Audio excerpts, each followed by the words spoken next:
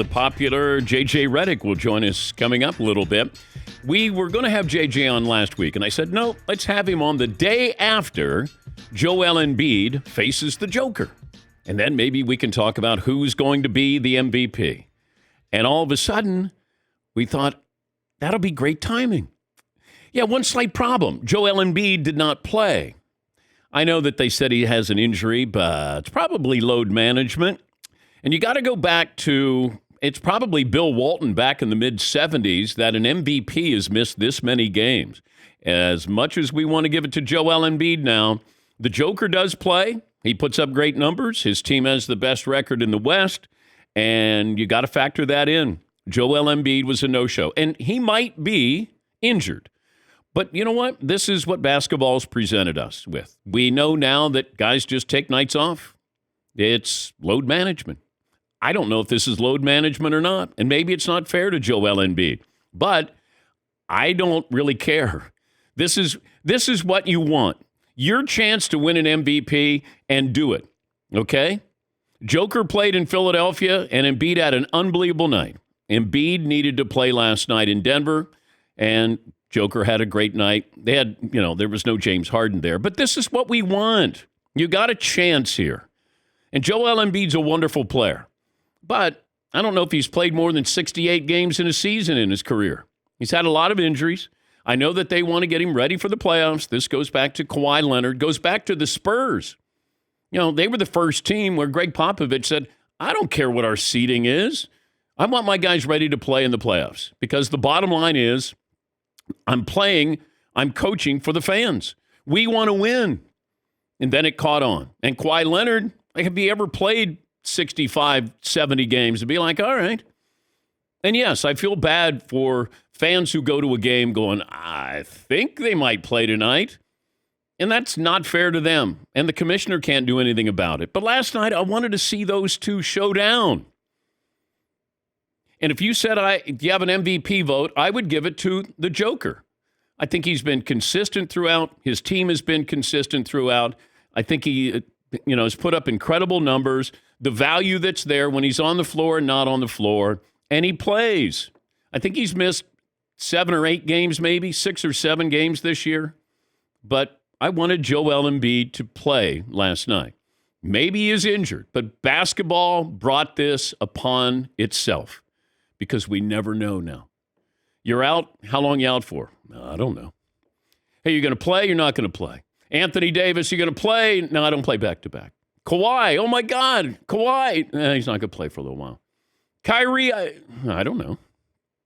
I mean, LeBron, I think that injury might need surgery in the offseason. I mean, he said he rolled his ankle, and I said, no, he didn't. It's more severe than that, and we've seen it took him a little bit longer to come back.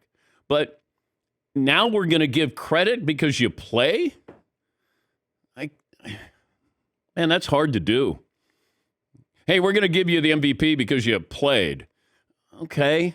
Or you're not going to get the MVP because you didn't play. I mean, is that what it comes down to? And maybe it does. I asked DraftKings the odds prior to the game and the odds right now of MVP. Joel Embiid was a big favorite yesterday.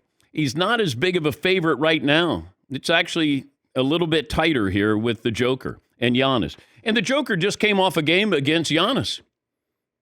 He played well. Got Brook Lopez, who might be the defensive player of the year in foul trouble, put up big numbers. That's what you want. I want my MVP to earn the MVP, not back into it. Hey, I'm pacing myself for the postseason. Okay. But I was disappointed in that. And not that they're playing for me, but I'm a basketball fan. That was appointment viewing. I wanted to watch those two play. And I don't know if it swings any votes there. And I know I'm old school. And I know, hey, I want players to get as much money, extend their careers. I want all of those things.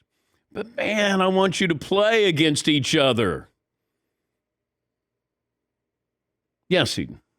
Right, there's I don't even know that it has to do with being old school. You could be somebody like myself. I support load management. Like you said, I want careers to extend and be longer, but there's certain games that you're supposed to play. Yeah. And a marquee matchup like that isn't the one that you're supposed to be like, not tonight. Yeah, Paulie. But the NBA strategy is the opposite. Why burn Embiid against Jokic? And that's what's his name? Popovich used to do. He would rest his players in the big games and say, like, I'll see him in the playoffs. It's almost like counter. I'm going to rest him again in the big one so he's not. Those are like double minutes. But then is the MVP important to Joel Embiid? Yeah. And if it's not, then don't give it to him. If he doesn't care about it. Jokic had 25 points, 17 rebounds, 12 assists, and 2 turnovers. Yeah. Stat of the day brought to you by Panini America, the official trading cards of the Dan Patrick Show. Make sure you sign up for the DP Show newsletter. It goes out every day at 6 Eastern, 3 Pacific. Wraps up everything on the show and also gives you a heads up on some of the great things that we have in store for you. 877-3DP Show. Email address dp@danpatrick.com. Twitter handle is @DP Show. Operator Tyler standing by. Do you have that? Some of those numbers, Paulie, I was looking for? Fewest amount of games by a player that won the MVP. Technically, it's Karl Malone, 98, 99, 49 games, but that was a strike shortened season, so you throw that out. Bill Walton, 77, 78, 58 games. He won the MVP. LeBron James in 2011 and 12, which I think might have been his last MVP, he played 62 games. How many games? So Embiid has missed 14 or 16 games? He's on pace for like 68 games, I think. Okay. Yes. So do you think that's the kind of thing where the league looks at doing a minimum number of games to be eligible? Yes. And this is what I brought up, with the commissioner. Yeah. I said, how about you have a minimum number of games? A few things that I brought up to the commissioner a couple of months ago. But, that's one of them. Do I have to incentivize you to play? You got a guaranteed contract. And I'm all for guaranteed contracts. But, after a while when you go, hey, are you playing tonight? I don't know. It just feels like that's how the NBA is. I don't know. Tweak something.